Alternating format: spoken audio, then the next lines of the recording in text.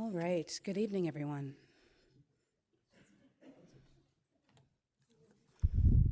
Okay, that was a terrible response. This has been a very difficult week. I don't know if y'all have noticed. And we're gonna need a little more call and response. So we're gonna try this again. Good evening, everyone. All right, feels a little warmer, right? We're all here. Wonderful. Thank you, Judge. So welcome, everyone, to this wonderful panel on building a diverse bench here at the Brennan Center for Justice event at NYU School of Law.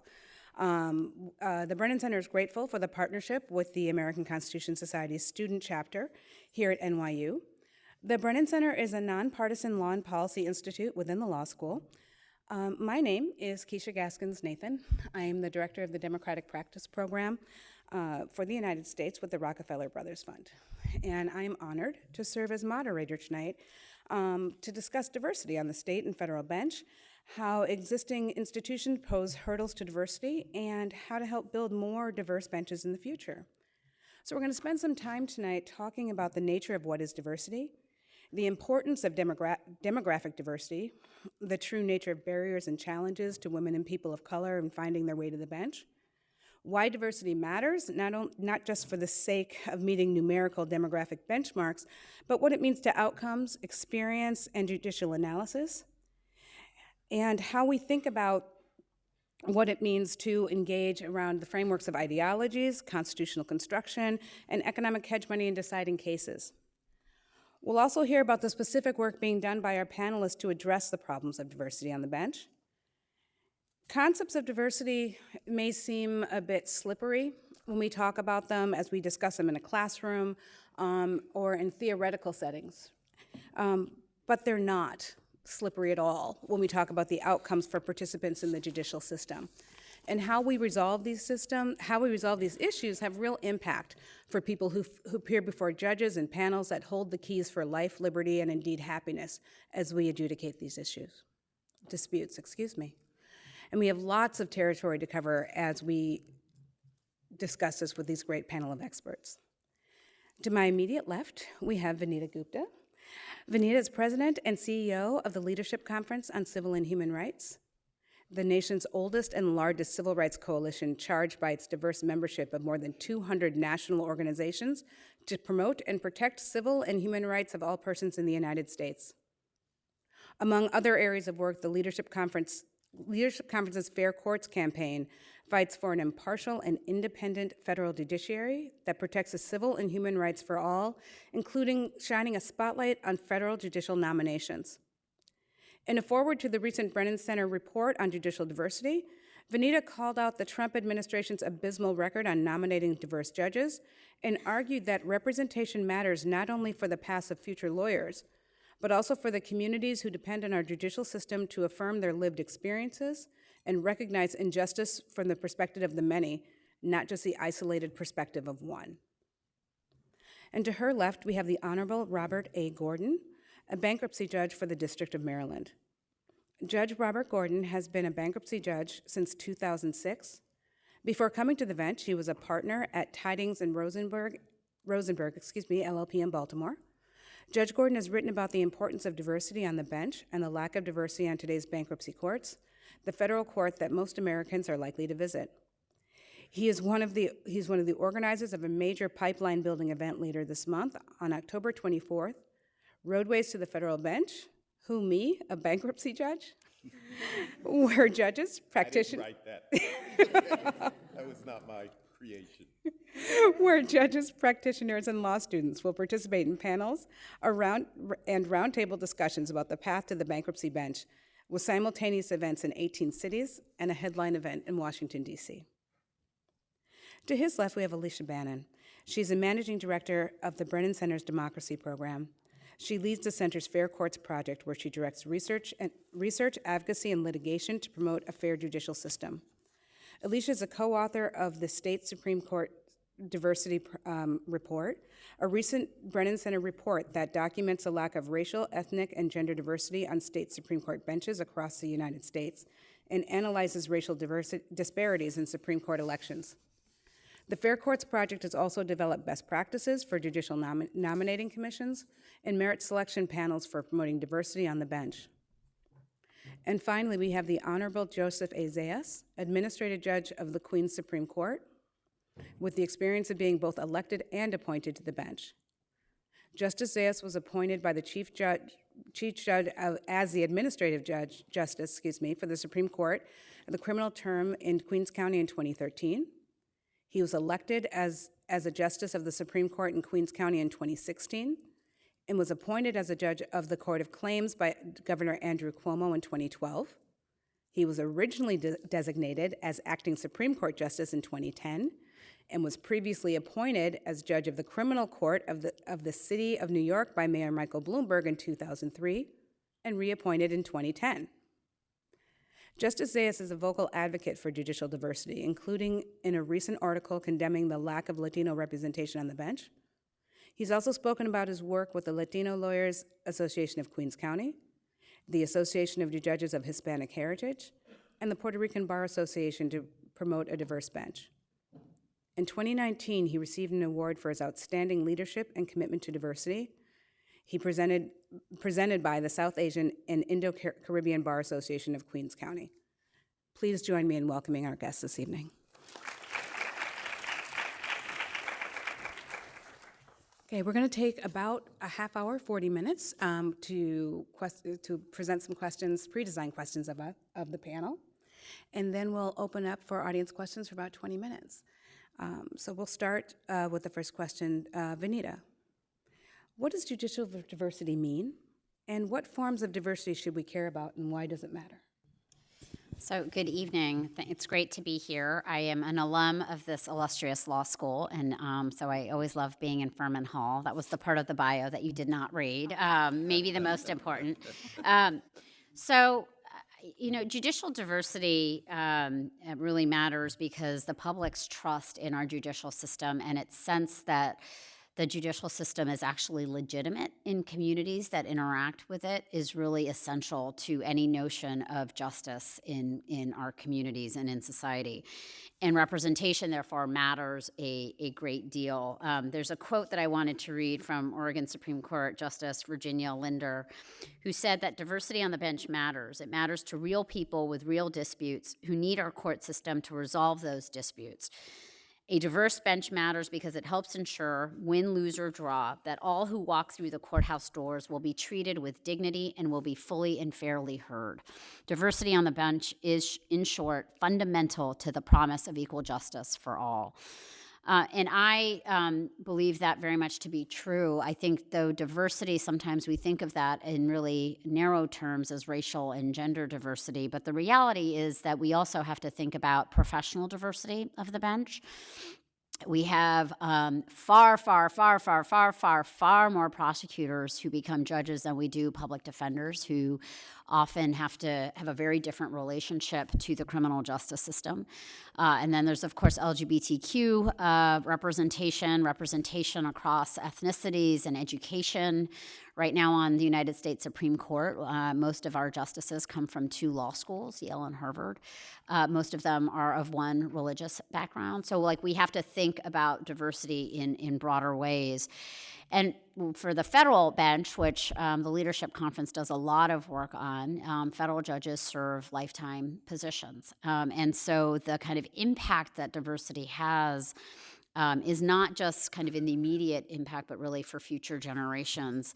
And right now, in this time, we have nominees who are refusing to say that Brown versus Board of Education was correctly decided. This is a group of nominees in the last 2.5 years who are very heavily white and male, and I'll talk about that later.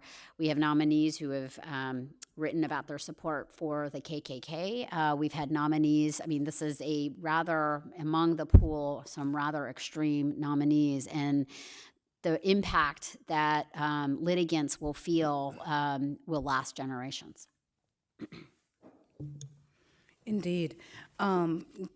Judge Gordon and Justice Zayas, I'm going to ask you the same question. From your perspective, sitting on the bench, why does judicial diversity matter, and how does it affect your work?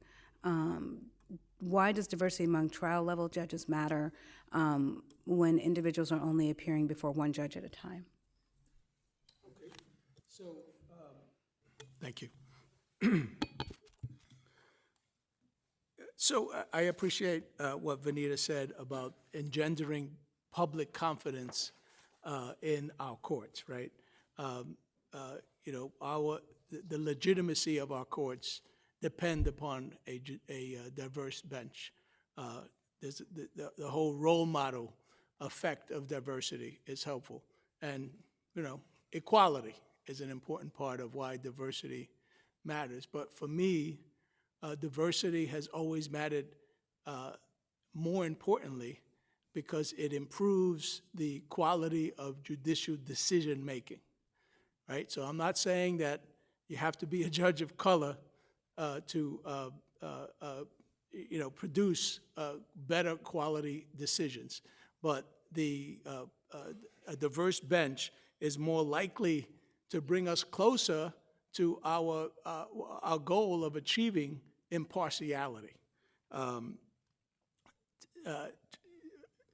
There's so many excluded perspectives about things, perspectives and views that if you have a diverse bench, all of a sudden will be injected in that decision-making process. So for me, that's diversity matters for that most importantly, is that it will improve the overall quality of justice that gets dispensed in our courts.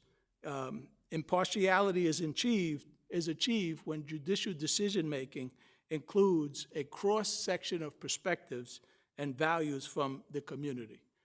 So, and I've always thought about this because I was a defense attorney for many years before I became a judge, and when I would do a trial, a criminal trial, they would bring in 60 jurors as my veneer panel, and and this was in the old days in Queens, where out of the 60 panel members, there'll be maybe 2 Latinos, 2 Asians, and 2 African Americans, and I knew that the defendant has a Sixth Amendment right to an impartial jury.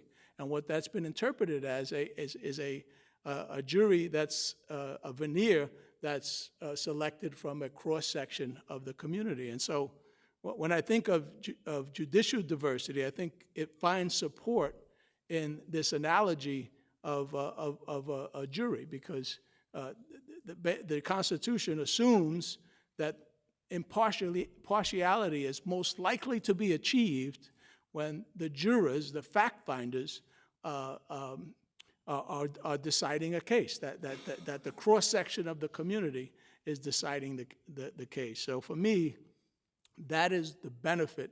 That's why judicial diversity matters. You know, you think about Batson v. Kentucky.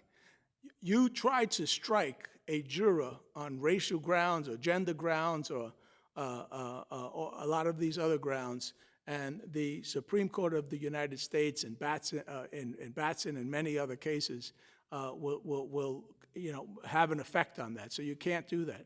And so I see that as the premise upon which we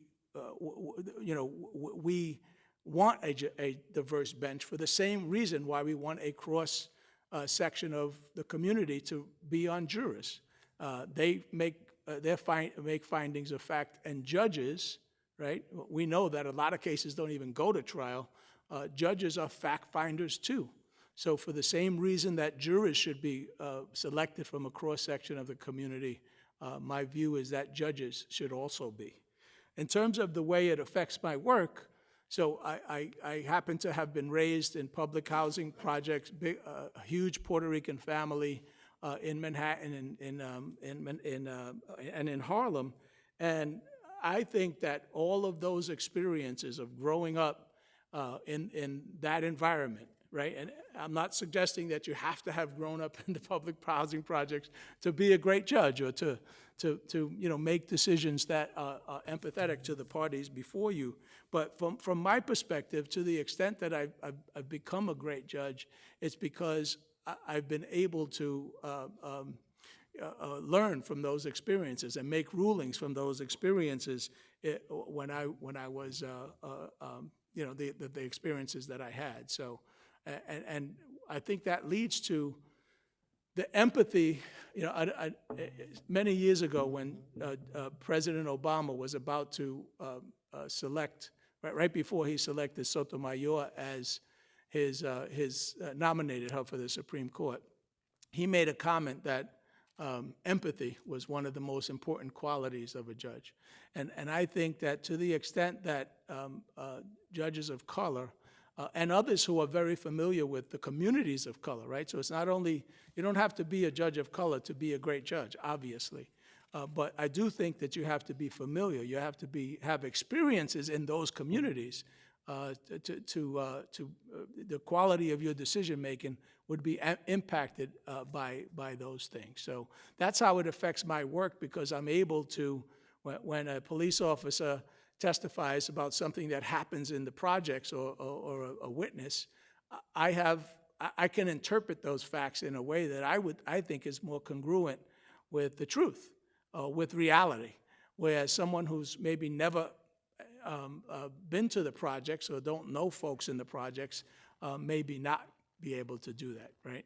And so judges with I mean, basically every judge is going to be in an experience where, you know, on one day they're going to a black tie dinner at the Waldorf Astoria. I went to Columbia, so Columbia has all sorts of events. So on one day I could be doing those types of things, and then the very next day I could be in a public housing project visiting my niece for her baby shower, for the baby shower of her child. And so these varied experiences, I think, creates a judge that where the overall quality of decision-making is increased. So I'm not sure I answered all of those questions, but I probably spoke too long, and I'll defer to Judge Gordon. I really don't know how to follow that up. I think that covers the waterfront, but I've been known to ramble on a little bit myself. So just to make some of the same points, maybe a different way, and maybe add a little bit to what the justice, the information the justice just shared with us, which, you know, I have to agree with 1,000%. I'll say, first of all, though, first things first, to keep the priorities in order, go Yankees. That's the first thing. All right? And one other thing that was left off my resume that I can't, I promised my mother, who's 95 years old, that I would mention this. I actually went to Little Red Schoolhouse, which I think is only a few blocks from here. So I have to make note of that too. But to get to the specific question, if you think diversity doesn't matter, go back and read Plessy versus Ferguson, okay? I like the reference that's already made to Brown versus Board of Education. Well, Plessy was the other side of the fence, certainly. And of course, if you go into Westlaw now, there's a big red flag next to it, thank God. But, you know, that says it all about an undiverse bench, and a bench that certainly carried with it some of the ills that the justice just mentioned. And I'm not going to get into a long quote thing, although I like to do that, but I find myself returning to this case and reading it at least once a year just to remind myself how grateful I am that the world is the way it is now. Sometimes, right? Sometimes. This is from the majority opinion. We consider the underlying fallacy of the plaintiff's argument, and that was the fellow who said, I should be allowed to sit anywhere I want to on a public train, a means, a device of public transportation. And the 14th Amendment and the 13th Amendment should guarantee me that right. That was the plaintiff. Plaintiff's argument to consist in the assumption that the enforced separation of the two races stamps the colored race with a badge of inferiority.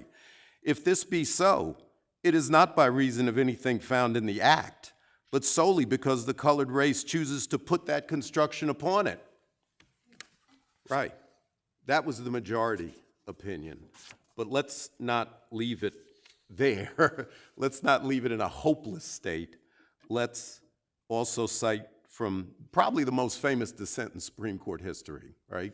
Justice Harlan, who was from Kentucky and was a slaveholder and supported the Confederacy during the Civil War, but was horrified by activities of the Ku Klux Klan after the Civil War and went through a spiritual awakening. Let's use a modern term to describe what happened then, because that's the only way you can look at this miraculous dissenting opinion that he wrote. The white race deems itself to be the dominant race in this country, and so it is, in prestige and achievements in education and wealth and in power. So I doubt not it will continue to be for all time if it remains true to the great heritage and holds fast to the principles of constitutional liberty. But in view of the Constitution, in the eye of the law, there is in this country no superior dominant ruling class of citizens. There is no caste here. Our Constitution is colorblind and neither knows nor tolerates classes among citizens. So the question of diversity on the bench is the same as the question of diversity in every other area of American life. You know, how do you achieve it? Do we want to live in that world, the world that the majority wrote about, or do we want to live in a world that, at least from my perspective, in the words that the justice captured so eloquently, puts an umbrella that includes everyone and every contribution and every cultural value to make the difference and to continue to grow and become the country that we should be. So I have some specifics here, but I think I can probably throw that. There's probably enough out of me for right now.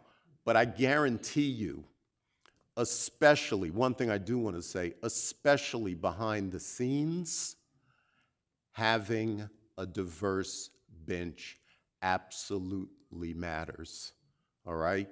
The process that goes on behind the scenes with a bench means as much as the decisions that are made up front, okay? I've been on the bench since 2006. I'm the only African-American jurist on the bankruptcy court in Maryland, and I was the first in the Fourth Circuit. And I'm not saying that to say hooray for me. I'm saying it to say it gives me a perspective and it gives me a sensitivity to things that happen in terms of policy, process, procedure, decision-making that goes on behind the scenes that is just as vital, if not more so, and just as crucial as to what you see when you see these beautifully written, reported decisions that decide the rights of the parties in a particular case. And to the extent that diversity matters in that context, it's something that should happen also. I'll just say it that way. Go ahead. So, Alicia, what is your research about diversity on state courts and some of your academic research tell us about the world that Judge Gordon framed up for us? What does it tell us about where we're going and where we are? So, I mean, the academic research, I think, really echoes many of the observations that my fellow panelists have made, that having diversity on the bench enhances public confidence in our judicial system. It's important for the creation of role models for people, and also that it does enhance judicial decision-making. A series of studies that I think are really fascinating looked at how the presence of women or people of color on a appellate panel affected the outcomes in certain kinds of civil rights cases. And they found that not only did those judges tend to rule differently in those cases, but the other people on the panels with them did as well. And I think that gets to what Judge Gordon was talking about in terms of what happens behind the scene, that judges talk to each other, they deliberate, and that having a diverse perspective on the bench you might convince someone, right? You have a conversation, you bring in different perspectives, and that actually impacts the development of the law in a really concrete way. And it sticks with me. It makes me think of an example that always stuck with me about a decade ago. Some people may be familiar with this case. There was a case before the U.S. Supreme Court, and this was at a time when Justice Ginsburg was the only woman on the U.S. Supreme Court. There was a 13-year-old girl who had been strip searched in school because they suspected that she had snuck in what was the equivalent of a couple of Advils. And it went all the way up to the U.S. Supreme Court. And during oral arguments, several of the justices were making light of it. They were making jokes about, locker rooms in middle school, that kind of thing. And Justice Ginsburg called out her colleagues. She said, "You don't understand what it was like to be a 13-year-old girl. You don't understand how humiliating an experience like that is." And she convinced her colleagues. The court ultimately ruled 8-1 that was an illegal search. And I think it's a great example. And someone who was once a 13-year-old girl, it was a really powerful example to me of how important it is to have those kinds of life experiences in the room and how it can really affect the development of the law and the way that people are understanding the world that we live in. Thank you. Vanita, so as we think about the state of diversity on the federal bench, can you speak a little bit to the work that you all have done at Leadership Conference and Trump's record on judicial appointments? Sure. So the Leadership Conference is an organization. We're actually approaching our 70th year of existence in 2020. We've been around for a long time, and we are both a pretty significant size staff, but also a coalition that represents the civil and human rights community. And we take judicial nominations and the vetting of judges federally. It's kind of been a long part of our history. We do a lot of research for all of the nominees. We do this across administrations, Republican or Democratic, and to make sure that the Senate and the White House have the information that they need about who these nominees are in order to appropriately vet them. But it has been a fairly astonishing, kind of staggering set of statistics out of the Trump administration, which has actually had some rather swift success at remaking our federal judiciary at alarming speed compared to the pace of confirmations in prior administrations.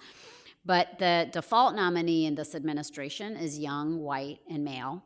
And this isn't a coincidence. It's indeed really a manifestation of kind of where the community is, the advocacy community is, that is part of the president's kind of base that is really pushing the remaking of the federal judiciary in that image. And the numbers speak for themselves. So more than 85% of the president's nominees are white, and nearly 70% are white men. Only three nominees, 2%, are women of color, none are Latina. Not a single African American or Latinx nominee has been confirmed to the circuit courts. Trump has just nominated his very first Latinx person, a woman, to the 11th Circuit, and only one openly LGBTQ Trump nominee, has been confirmed by the Senate. And this lack of representation in judicial nominees from the current presidential administration really, I think, starkly contrasts with previous administrations, which we're starting to make a real dent, finally, after, as you all know, a couple centuries and decades more of a very homogenous judiciary. President Carter was the first president to really make judicial diversity kind of a centerpiece of his focus. President Obama continued to make very important strides to the bench demographically and professionally. But I will say the place where this is the most stark is really in the circuit courts, which see far more cases and develop much more of the law than the Supreme Court even has an opportunity to touch. But at the circuit courts, there are only 6 active judges who are women of color out of a total of 179 active total judgeships. So when you think about that, That's fairly stark. And the cumulative impact of the Trump administration has really been to de-diversify, so to speak, the federal bench. So the Eighth Circuit has 11 active judges. Only one of these judges is a woman, and only one is a person of color. Of the 11 judges, 4 of them were appointed by Trump, and all are white men. The Seventh Circuit now has not a single active judge of color. Out of 11 active judges on the bench, the president appointed 4 of them, this president, again, all of them white. The Third Circuit has 14 active judges, only 2 are women. President Obama had nominated Rebecca Haywood to a Pennsylvania seat in the Third Circuit, and had she been confirmed, she would have been the first African-American woman to serve on the court, and instead this president nominated and the Senate confirmed 4 white men to the Third Circuit. The Fifth Circuit has 17 active judges, but even as a jurisdiction with a very significant Latinx population, and the Fifth Circuit was the circuit that really developed some of the most landmark cases in civil rights jurisprudence, not a single active Latinx judge on that court. The Fifth Circuit, Texas, you can name all the states that fall into the Fifth Circuit. So this is a pretty severe situation. And so as much as we talk about Plessy versus Ferguson as being part of our history and kind of the strides that we've made on judicial diversity, we are taking steps back. And these are lifetime appointments. I think, look, I don't think, and as some of my colleagues have said, that diversity alone is not enough. You want people to respect the rule of law. You want people to respect and understand, from my point of view, that civil rights is nonpartisan. It's not about the left or the right. It's about right versus wrong, and there are core civil rights principles.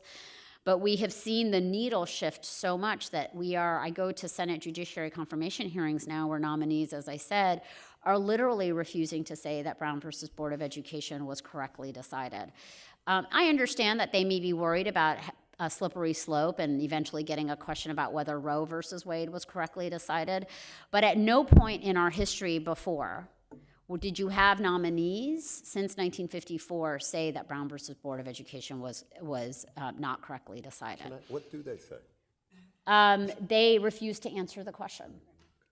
And they just say, they either punt the question and say, I can't do this as a nominee, I won't tell you. But there were a few cases, like Marbury versus Madison, Brown versus Board of Education, that were kind of unimpeachable because, God forbid, I don't think any one of us, no matter, is expecting jury segregation to come back before. So this is the state that we're in. And certainly with cases like Davis v. Snyder being up on appeal, we're very concerned. Every term, every circuit is dealing with cases that affect every part of our lives. Yeah. And that's the realities. We sometimes think only of the Supreme Court hearing 60 cases, or however many a year, but everything that we do, healthcare, education, wages, everything that we do is affected and touched by the courts. And so who are the decision makers? What do they look like? The changing demographics in this country? And the answer, unfortunately, right now is increasingly no. Indeed. Judge Gordon, I don't know that this answer is going to be any more uplifting. More Americans are likely to visit bankruptcy court than any other federal court. Yet bankruptcy judges are the least diverse set of judges on the federal bench, despite the numbers that Vanita just gave us. What do you see as the causes for the extreme lack of diversity as we think about the bankruptcy bench? And I think the statistic is around 5.6% of bankruptcy judges are African American, Latina, et cetera, which is woeful. And it's, and it's woeful. The numbers for women are much better, I'll say that, okay? I'm not sure the exact statistic, but they are much better. And I'll also say that there are many powerful women on the bankruptcy courts throughout the country. So I want to give at least that much of a shout out to my peeps because it's not, a complete disaster. In fact, Laura Taylor Swain, who is on the district court here, but started as a bankruptcy judge, is the judge in charge of the Puerto Rico reorganization. So, and there are other female bankruptcy judges who are assisting her in that endeavor. So, it's not a complete disaster. But to answer the specific question, you know, I really have to say that I wonder about that myself. I think if you want me to pinpoint a prime roadblock to gaining better numbers in terms of the appointment, and it's not just a numbers game, let's make that clear, but especially since the bankruptcy court is the federal court where most Americans are going to encounter the federal judicial system. It certainly is very important, and especially in urban areas. And I think what happens is that we have a good number of practitioners at the consumer level, but you know, in bankruptcy, we can have everything from Toys R Us or GM or Puerto Rico to folks who don't have 2 pennies to rub together in their pocket and everything in between. So especially in an urban center where there is a likelihood of you know, business cases being filed, and some of them might not be the most complex case in the world, but that can be a roadblock if you don't have attorneys of color who have been involved in those sorts of cases and perhaps are partners in that specific area, that specific specialty at the large firms in that community. It's sort of like a door closer, for lack of a better term. I don't want to go on right now about how much I love bankruptcy and how much it's meant to me, but thank God, when I was in law school, I ended up just by serendipity working at a firm, another ex-New Yorker, he was from Far Rockaway, Gary Goldstein, who absolutely did not see color. He wanted to know how hard I was going to work and whether or not I was reasonably intelligent. Well, I work really hard, I'll say that. So I convinced him on that count. But that was how I got started, without any focus on, you know, this is what I want to do. I want to be a bankruptcy practitioner. I just wanted to find out what lawyers did on a daily basis, and he hired me as a law clerk my second year in law school, and sort of the rest is history from there. But that was the door opener for me to get me into the bankruptcy sorority, because it is sort of a sorority to that extent. And I'm kind of surprised looking back on it, you know, 30 years later, that not more attorneys of color became involved in it. But we're trying to do something about that, and I'll talk about that a little bit later. So, Justice Zayas, can we talk a little bit about how you ascended to the bench? You've been both elected and appointed alternately. Can you speak a little bit to how you navigated both of those processes and how both of those either contributed, or what's the relationship between election and appointment to diversity as you see it? Sure. So, I mean, look, the short answer is the way I navigated it is I was lucky enough to become the law clerk. I was first a legal aid society attorney doing appeals, death penalty cases, and criminal trials before for 9 years. And then I was lucky enough to get a job as a law clerk to Judge Acosta, who's now the presiding judge of the First Department. And so I navigated these processes because I had a great friend and a great mentor who was willing to, you know, show me the ropes.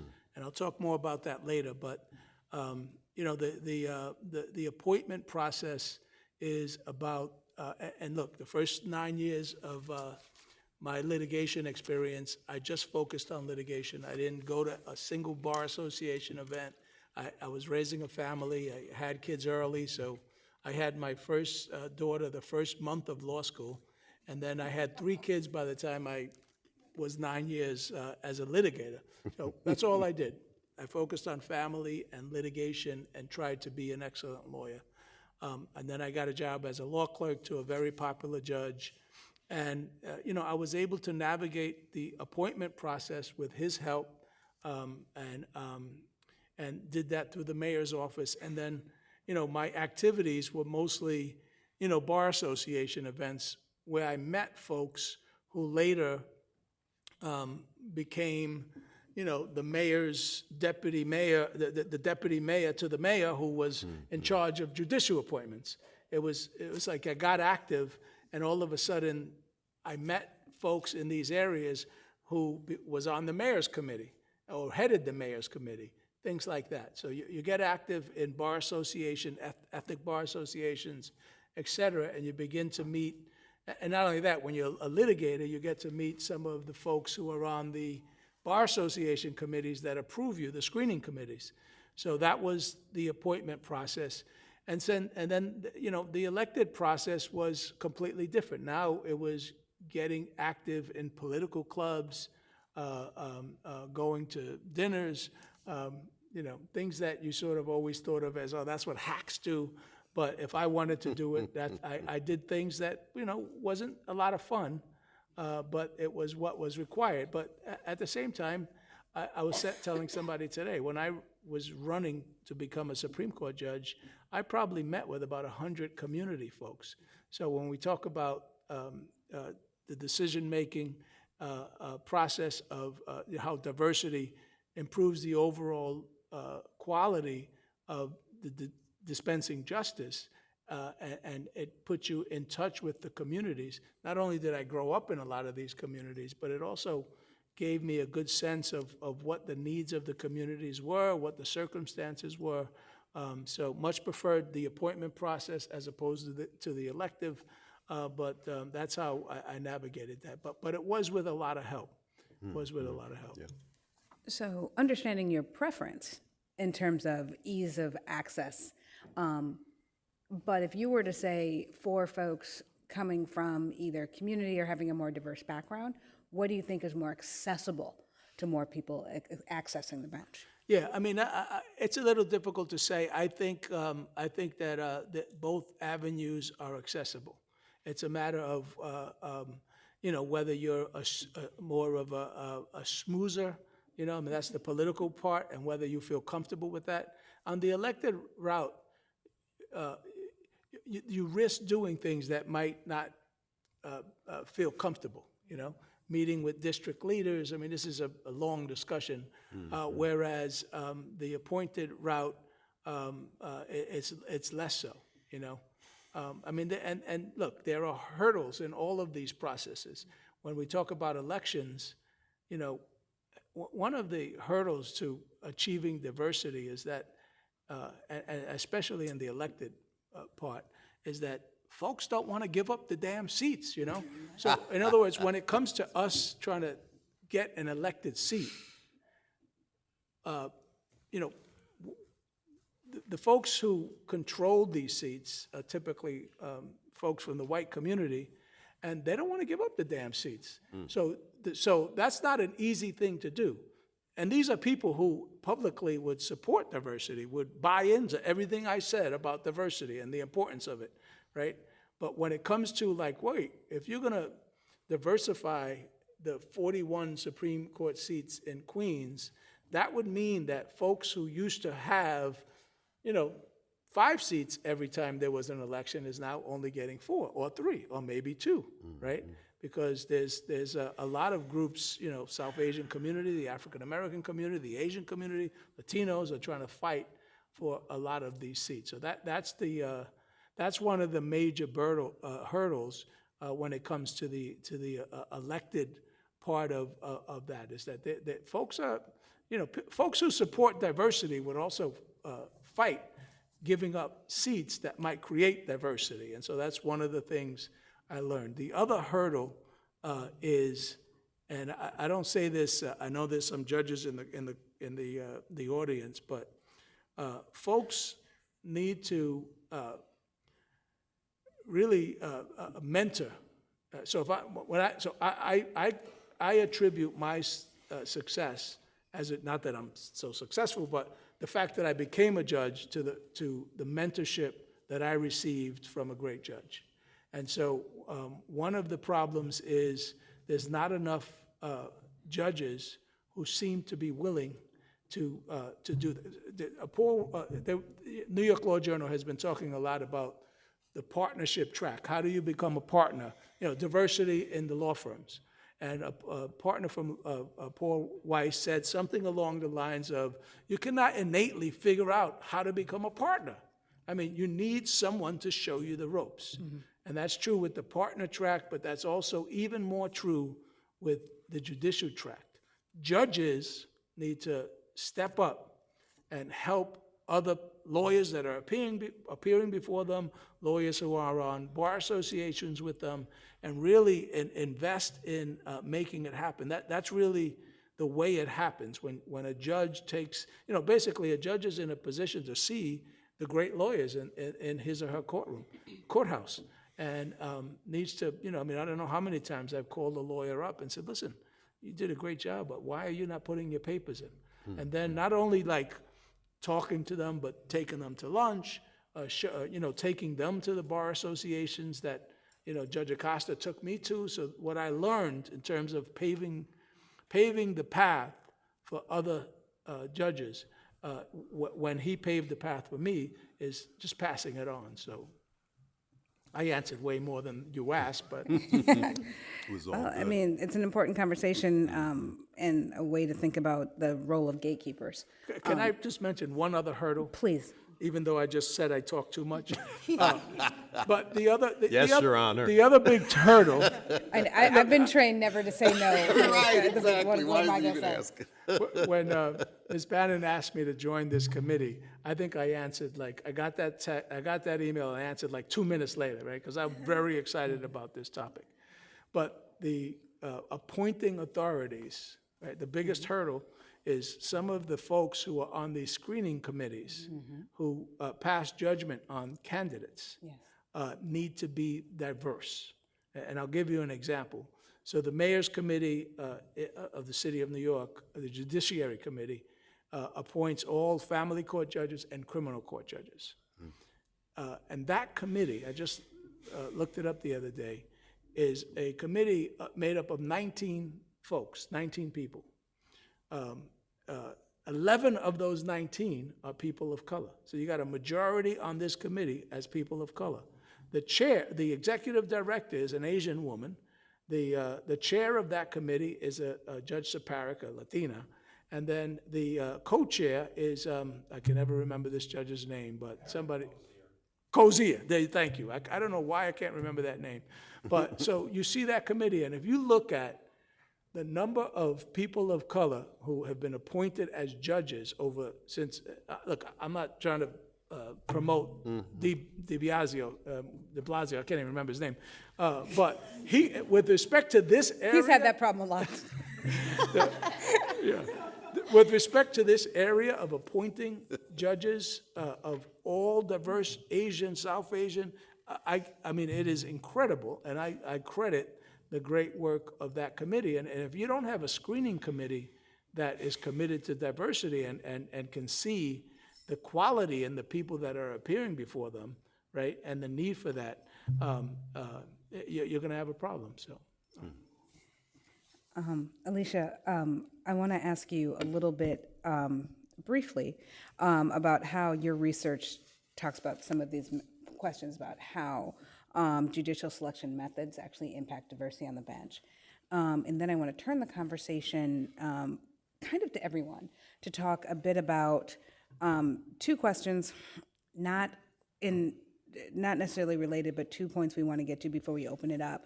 The first being, what work are you all doing specifically to help diversify the bench? And then the second, some of you have already touched on it a little bit, but the pathway to how you got to where you are in your careers and a little bit about your own backgrounds.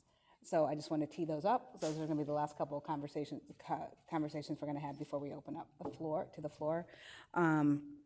But Alicia, I'm going to turn to you and ask you to keep it a little bit brief. I'm not quite as intimidated to ask you to keep it a little bit short, and talk about how your research around judicial selection methods impacts diversity. Sure. So Well, I'll start by just saying we did a study looking at state high courts. Now, you have to be careful in New York because state Supreme Courts refers to trial courts in New York. But we looked at the highest courts in the states across the country and found that across the country, these state high courts looked nothing like the communities that they were supposed to serve. And as someone who has done this work for many years, to a degree that I even found shocking. So we found that 24 states right now have all white high courts, and that includes 8 states where people of color are at least a quarter of the state's population. We found that women were there's only 1 woman justice on 17 states' high courts, and those are courts that vary in size from 5 to 9 justices. Even though white men make up less than a third of the population as a whole, they're more than half of all state high court judges across the country. So just to sort of level set, we're saying, I think oftentimes when we're talking around judicial diversity issues, precisely because President Trump's record has been so abysmal, we sometimes think of it, or I feel like the conversation thinks of it, sometimes we think of it as a Trump problem, but it's not just coming from President Trump. We're seeing a real crisis level in many states across the country, and by many measures, it's actually getting worse. So as the American population has become more diverse, the courts have not kept up with that growing diversity in the country. And in some states, we've actually seen backsliding. And going to the question about judicial selection, in many of the states where we've seen the most extreme backsliding are ones that use contested elections for their high courts. And I should say we only looked at high courts. It's quite possible the dynamics might be different on lower courts. High court judges, typically you're running statewide. They often require multi-million dollars in terms of fundraising. But we found, at least looking at those high court elections, that the method of judicial selection seemed to play a very important role. And in particular, contested elections were almost never a path for people of color to reach those high court benches. And interestingly, that was even true in states that use contested elections, where overwhelmingly people of color were reaching the bench via interim appointment. So when a vacancy opened up in the middle of the judge's term, and then a governor would make an interim appointment. And we looked at some of the reasons why that might be the case, and the racial disparities that we saw in these high court elections were really stark. So first off, you see just a very small candidate pool, and a candidate pool that's been stagnant for about 2 decades, even as the bar in most states has become much more diverse. We see racial disparities in fundraising, support from outside groups, who's most likely to win, who's most likely to be challenged. So we saw, in many, many dimensions, that there are real hurdles that particularly people of color are facing in these state high court elections. And so, not to say that appointments are working well. I think another takeaway from our report is that, no system of judicial selection right now in states across the country is performing particularly well. And I was really struck by and agreed with Justice Zayas's point about the importance of diversity among the appointing authorities. We've looked at state judicial nominating commissions. Most states that appoint their judges have commissions that are involved in the vetting of those candidates. And typically, those commissions lack diversity, not just in terms of race and gender, but as well as professional diversity. And so, I think there's a lot that needs to be done in the states to address, a really extreme lack of diversity. Thank you. I have so many questions. I'm just stepping on all of them. Vanita, we're going to turn back to you a little bit to talk a little bit about the specific work, to the extent you haven't touched on it already, that the Leadership Conference is doing to address some of the diversity challenges, particularly on the federal bench. If there's anything you have to add at this point, and we'll just move straight down to talk a little bit about the work everyone's doing to particularly intervene and address the questions of diversity on the bench. Sure, and this report that Alicia and the Brennan Center did is really worth reading. Putting this up for the cameras, but the stats that you were just mentioning. So I mentioned stats that are just from one administration, but the state level statistics are incredibly gut-wrenching and sobering to think about when you're looking at the high court representation. So But as I said, the Leadership Conference has long been very concerned about the independence of our judiciary and of the federal judiciary. We've done a little less on state courts, although I know there's now a very robust conversation that the Brennan Center and several member organizations are really deeply engaged on about just the justice systems in state courts. But for the Leadership Conference, the federal judiciary has been a big focus, both in terms of looking at the ways in which the federal courts are adjudicating civil rights cases, the long history of federal civil rights litigation, and really shaping the civil rights jurisprudence of today. We look at every nominee and decide in some instances to take positions opposing or supporting nominations before the Senate. We do extensive research, provide letters to the Senate and to the White House on occasion. We have in the past also thought about who is actually getting into the pipeline and how these appointments are happening. And so we are very active in this space. Often we have member organizations that litigate, that are part of the Leadership Conference, that don't take positions on nominations. And so we kind of carry the water. We don't do original litigation, so it's a little bit easier for us to be able to weigh in this matter on specific nominees, but also looking at the federal judiciary as a whole. So this is bread and butter work for us. I will say that for too long, I think the civil rights community and the progressive community writ large has taken the courts for granted. We have had civil rights opponents that have long invested in a plan to overtake the federal judiciary, carrying an anti-civil rights agenda. They've been at it for 3 more decades than the civil rights community really has, and there's been a lot more philanthropic support and donor support for our opponents in really kind of trying to take over the courts and remake them. And in some ways, we're seeing those seeds getting reaped today. But for too long, we have taken the courts for granted and just kind of trusted that they would kind of save themselves and be there to adjudicate civil rights and protect our democracy.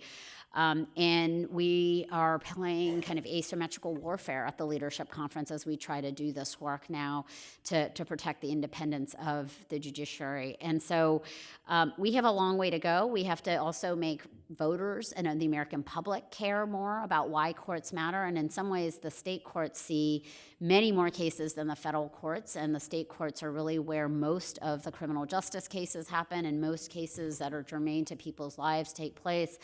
But we are, in some ways, very woefully behind the game in really understanding and making this an issue that our elected candidates need to care about, that appointed officials need to care about, that the folks that are sitting on those committees, that they feel accountable to a constituency or set of constituencies that are going to evaluate them for who they're appointing. And so we have a lot of work to do in this regard. And the public education kind of deficit, I think, is a problem that we are now really trying to fill by explaining to people why they need to care about the courts. And I'll just end with one anecdote, which is when Roy Moore was running for U.S. Senate in Alabama, there were a lot of Alabama voters who said, oh, yeah, we don't like Roy Moore so much, but man, do we care about the Supreme Court. Because there were folks that just understood it was a voting issue. And we, I think, have some work to do on our end for those of us who care deeply and profoundly about civil and human rights in this country to make the courts matter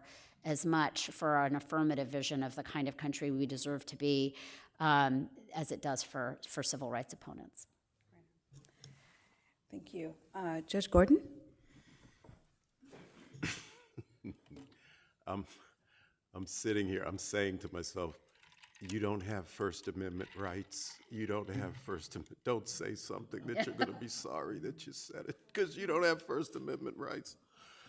Oh, boy. Taking it for granted, I guess let's look at it this way. I just want to piggyback on that because I think about it often. President has the constitutional mandate to nominate candidates for the Supreme Court, and one of our recent presidents nominates a candidate who's eminently qualified. No one would doubt this candidate's credentials to sit on the Supreme Court, and this candidate doesn't get a hearing from the Senate for a year. So, yeah, I guess, you know, I shouldn't say we, you could kind of think that who holds the executive office under the Constitution, that would continue to keep things fairly balanced. Let's put it that way. Well, that doesn't seem to be the case. So what's being done about it? I have to give a shout out to the Just the Beginning Foundation. Someone mentioned President Carter. President Carter really started the groundswell to make the federal bench a more diverse bench. And when he nominated his first diverse candidates, and they asked him, you know, is this satisfactory at this point? He said, no, this is just the beginning, all right? And a lot of things have happened since then. A lot of time has passed. There have been changes in power, et cetera, but, you know, I still like the ring of those words. And the Just the Beginning Foundation is a foundation set up by those diverse members, let's say, of the federal bench.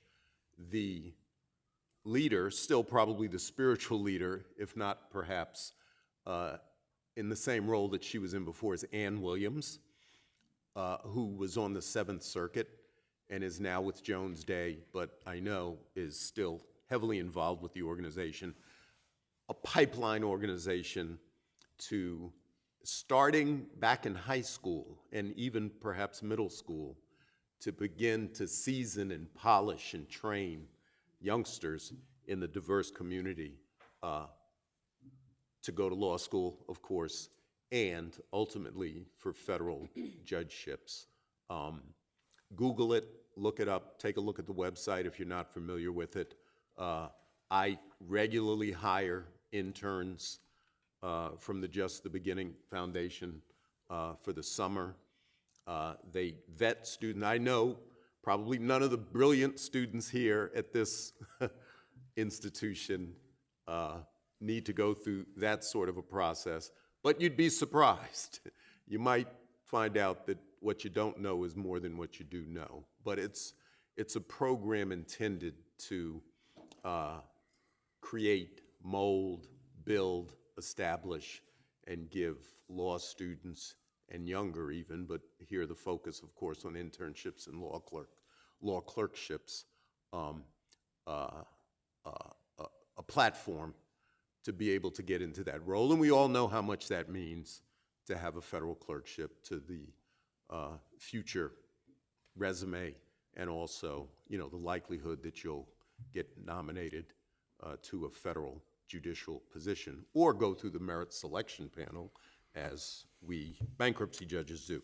The other thing is the event that was mentioned earlier. It's October 24th.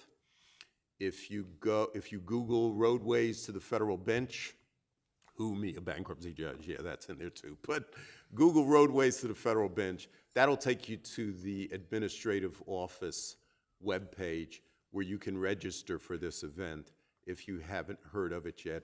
Real quick, 19 cities across the country, of course, including the greatest city in the universe right here in New York. And it is something that we've been working on for over a year now to improve the level of diversity on the bankruptcy bench. There's going to be a national panel broadcast from our Washington location at the DC Bar headquarters. I'm the judicial co-chair of the Washington Region's Planning Committee. We put a heck of a lot of work into this, I'm telling you. I will be so glad when it's over. But we're hoping that it's going to be spectacular, and we know that it will be. There's going to be a national panel.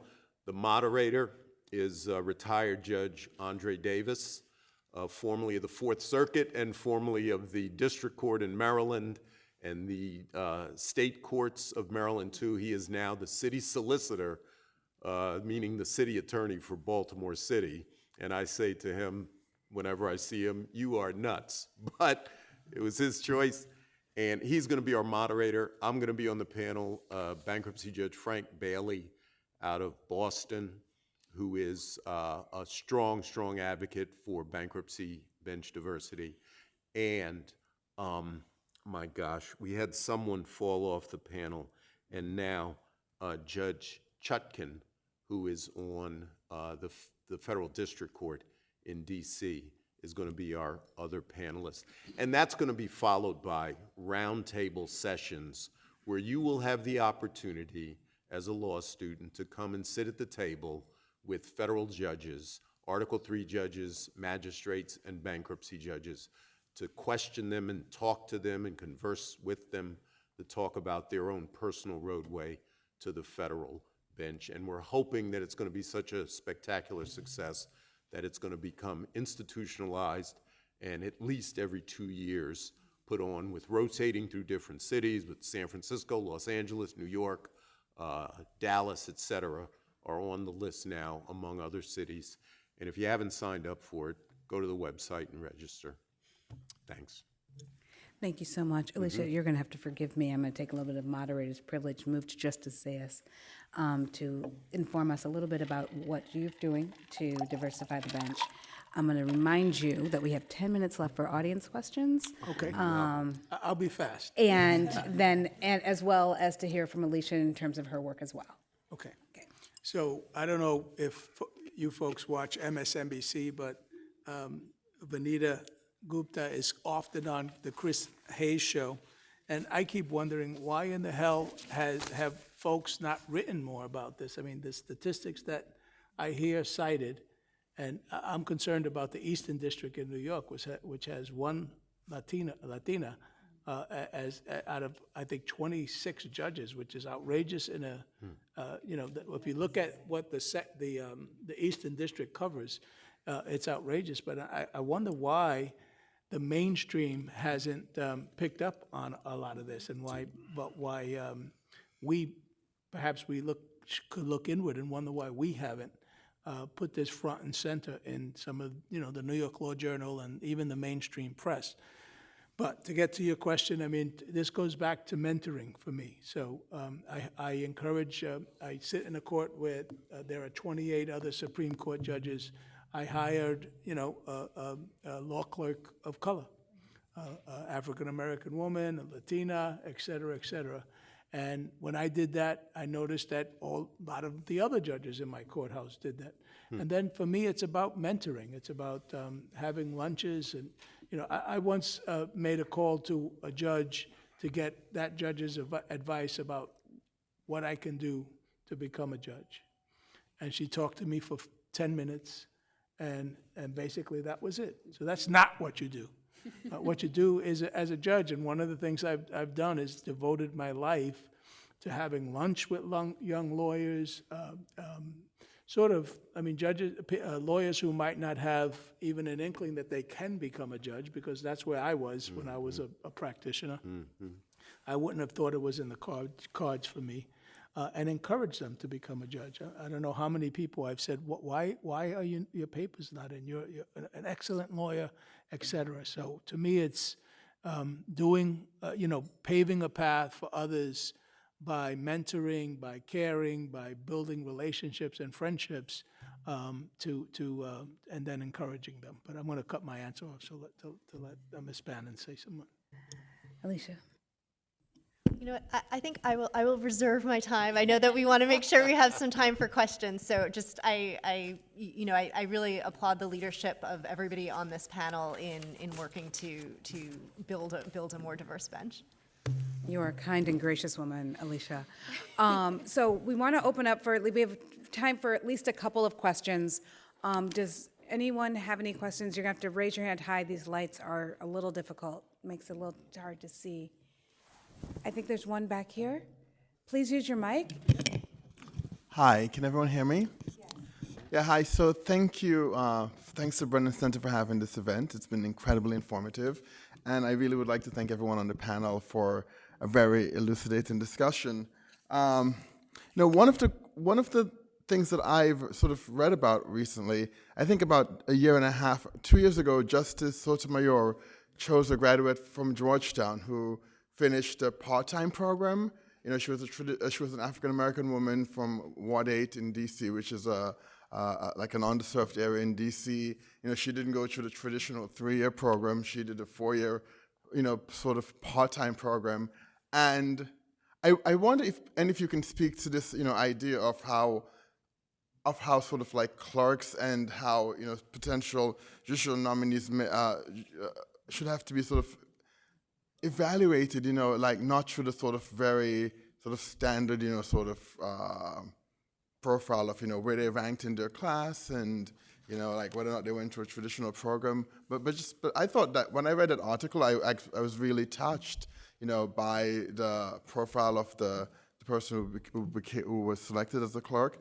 But the mere fact that she went through the part-time program for me and that she became a Supreme Court clerk, like blew my mind. I didn't even know that was a possibility, and so the fact that blew my mind, I think should not, I don't think that should be, that should not have blown my mind. That should just be the norm, and I just want to see if anyone can speak to that. And my second point, I live in the UK now a lot, and there's a lot of discussion going on there about sort of, actually getting people who don't go to Oxbridge and who don't go to Eton for high school, on the judiciary there. And I wonder, again, in America, sort of what can be done to actually cultivate and select nominees from schools besides just Harvard and Yale, it seems. It just blows my mind that those seems to be, they're still feeder schools in this day and age in what's supposed to be an egalitarian society. So I heard a couple of questions there, and I think Vanita, you spoke to this a little bit earlier, but there's the idea that that's like, one, we have too few feeder schools, and what's the impact of that on the bench? How can we start to expand that idea? There's sort of this other idea that's sort of subtext, that there's sort of a way a judge is supposed to be or look or who, and that defines the judiciary. And how do we start expanding our thoughts and ideas of what a judge is and who a judge is and where does that come from? And how do we start expanding in the minds of the psyche of both who's already on the bench, how does that define who becomes a clerk, how do we start thinking about being a little more expansive in terms of opening up space for both clerks, judges, and that whole sort of space? Yeah, I'm going to try to do this in a minute. So, I think that for too long, really, there's been an image of the default being that a judge is a white man and that's the impartial judge. And I think that has been, to the extent my colleagues were also talking about role models, women and people of color just don't see themselves in these roles. And there's a thought that in order to become at least a federal judge, there's a formula that you follow. You go to a top 10 law school, you go on law review, you clerk for at least one federal judge, then you go to a firm or you go to a U.S. attorney's office, and then you kind of try to hopefully catch the attention of your senator or a politician in the state. And I think that is a really limiting view, and to the extent now there's much more conversation than there has been before about wanting there to be not only, as I said, kind of racial and gender and sexual orientation diversity on the bench, but also professional diversity and law school diversity, because obviously class is also a piece of this, but having lawyers who were legal aid lawyers and public defenders and from other professions that are ascending to the bench is going to create reflect a different set of experiences. But I think we are kind of at the beginning of the hill to climb on this, and we have, between Alicia and I, talked about some of the statistics. That's why it's so great to have these judges here reflecting kind of a different path and a different sense of community and a set of experiences, but we have a long way to go. Any more questions? Yes, please. Can you use your mic? Just push the speak Press the button. button. Hi, my name is Vanessa, and I have a question for the judge from Queens. You were speaking earlier about the differences or your experience between. I have to, please excuse my hand here. I want to see if you're gassed, what your, I want to look at your facial expression to see where you're going. Okay, your experience with being appointed versus running an election. And I was wondering what besides, in terms of the hurdles that minority candidates would face, one of them being fundraising and other factors as such, what would be other ways of ensuring that the election process is fairer for allowing more minority candidates to compete and not having money be more of a hurdle than it already is? And I know that this booklet talks about publicly financed elections and how that sort of levels the playing field a little bit for minority candidates, but what else is out there that would make elections fair for All right, so judges? I'm just talking about New York City. And the bottom line is, the political bosses choose who the next candidate is. Now, in lower civil court, there could be a race. So there could be a race, I say primary. But if you win the Democratic primary, you're done. You won, because the Republicans don't have anything. They don't have enough people to come out and vote. So, but you say campaign, but the truth is, for many years, maybe this year was a little different because there was an insurgent candidate for lower civil court. It's really getting close to the party and almost waiting your turn. It's not an election or a campaign in the true sense of the word, right? For civil court, typically, it's the party chose you as the next person who's going to take this seat, et cetera. So it's more about getting in good with the party and having a political, having office holders, assembly people, senators who are supporting you. It's all district leaders. It's a little, we're getting in the weeds a little bit, but. And then Supreme Court is even worse because there's really no campaign. You're persuading what are called district leaders to support you, and you're persuading the folks who have influence on district leaders to nominate you. So there's not even a primary for Supreme Court. It's a political boss saying, okay, Zayas, now it's your turn. And then you're running against a Republican, but you're guaranteed that you're going to get Supreme Court if the party does that for you. And it's a very difficult thing. I happened to run for Supreme Court when I was already the administrative judge of the Supreme Court. So you could be an administrative judge as an appointed judge. And I got it relatively quickly because, and quickly means 4 years, 3.5 years, because of my status as an administrative judge. So when I called somebody and said, I'm the administrative judge of the Supreme Court, I'd like to meet with, this politician, they said, oh, all right, sure, let's meet. So it's a difficult process and one that takes many years of being involved in party politics. It's not like a true primary election. Okay. And this whole process, I think the Brennan Center brought a case against the way New York nominates their Supreme Court judges. Margarita Lopez-Torres was the plaintiff, and the Brennan Justice Center brought that case all the way to the Supreme Court on her behalf and lost, but that explains a lot of how that works. Thank you. We're going to take one more question. Was there one over here? I'm so sorry.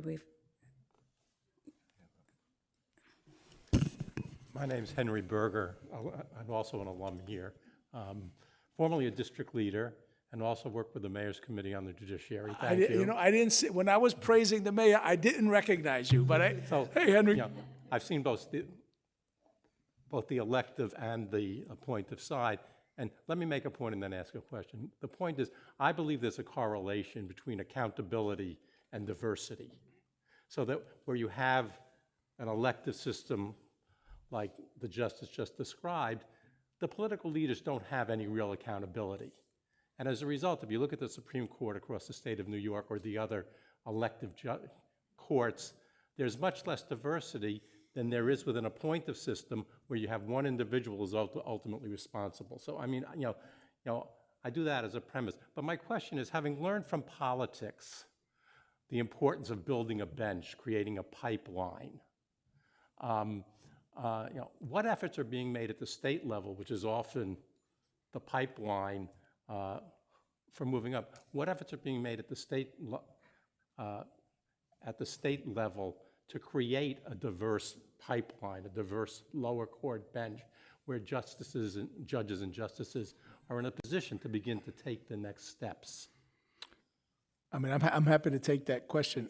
So here's the complication in New York, and that is it's difficult to hold anybody accountable because you have an appointing authority in the mayor, you have an appointing authority in the governor, you have an appointing authority in OCA, which OCA actually appoints more judges as acting Supreme Court judges than they make up the an acting Supreme OCA. I'm sorry, OCA is the Office of Court Administration. So what they do is, if there's a lower court judge or a court in the lower courts, and they promote a judge to Supreme Court. So OCA, Larry Marks, the administrative judge, does that all the time. And then there's the political parties. So because of it's so fragmented, and there's 4 different, it's very hard to figure out who the blame is for the lack of diversity. There's a report called the Gavel Gap, and they study. I don't know if you've seen this, but they have 20. They basically judge the representativeness of every state in the country, and New York was only 24th. Was ranked 24th out of the 50 states. Most people would think New York is progressive and diverse, but they rank 24th in representativeness when it comes to ethnic and racial diversity. They did better when it came to gender diversity, but that's the problem. I think is that it's difficult to hold anybody accountable. Alicia, last comments. Just All right, Vanita. No. Well, what about I mean, just in terms of talking about accountability, I just want to underscore the importance of also the public holding people accountable, that this is something that we actually care about and are going to vote on and pay attention to. And I think there have been, some positive signs in some states where, people have been, calling out the fact that the judiciary isn't diverse, and as openings arise, putting real pressure on governors to do something. But I think it just underscores that it's something that, I think it's the responsibility of, judges and bar associations. It's also the responsibility of the public as a whole to prioritize this as something that's, core to having a fair judicial system in our country. Amen. But I also, because I believe that very much, and but I also think it goes even further back, and we're here at a law school. Law schools have a role to play, professors and deans who, push certain students forward into, promote them for these positions, and for clerkships and the like. And I mean, in many ways, the pipeline issue is also just reflective of kind of issues around the broader legal community and who becomes the partners. And if you look at diversity among partners at firms, and I mean, this is all part of the pipeline issue, but I think it actually the law schools have a profound role to play also in setting students up for the certain kinds of clerkships, and certain students will get funneled. And it's part of an ongoing process, because we aren't going to be able to tackle this just in one place. In the pipeline, but it's going to take kind of all of these efforts that we've been talking about working together. So I want to thank everybody. Obviously, we could do this for a very long time. There's a lot of issues that have come up. I think there has been a real reflection of both systemic and individual interventions in these systems. I think some of the questions have raised some real practical questions about not just how the system is supposed to work, but how it actually works. And, you know, I can speak to some of my personal experiences. I clerked for a state Supreme Court, highest appellate court, clerked for the only African-American judge on that court who had to sue for the right to run for that seat because he had been blocked year after year after year from seeking a seat and had to do that to achieve a seat on that court. And so it's these issues are not as simply as, it's not as simple as simply saying, how do we just train people more, or how do we simply give anti-bias training to commissions, right? That these are really complicated questions, and I'm really thrilled that we have people like you working on these issues. I am thrilled that we're working in philanthropy to continue to fund these issues, and some of us have tried to hang in there to continue to fund these questions. And so again, thanks to the Brennan Center, thanks to ACS, thank you to our wonderful panel, Vanita Gupta, the Honorable Robert Gordon, Alicia Bannon, and the Honorable Joseph Zayas. A hand, please, for them. And some resources as you think about judicial diversity. The National Center for State Courts does have some work on gender and racial fairness, and they have a resource guide on their website. Lambda Legal has their Justice Out of Balance project addressing lack of diversity in courts and their impact on LGBTQ rights. The Infinity Project that advances gender diversity for the Eighth Circuit. And please keep up with the Brennan Center's work by signing up for their newsletter at brennancenter.org and following them on Facebook and on the Twitter. Thank you so much, and have a good evening.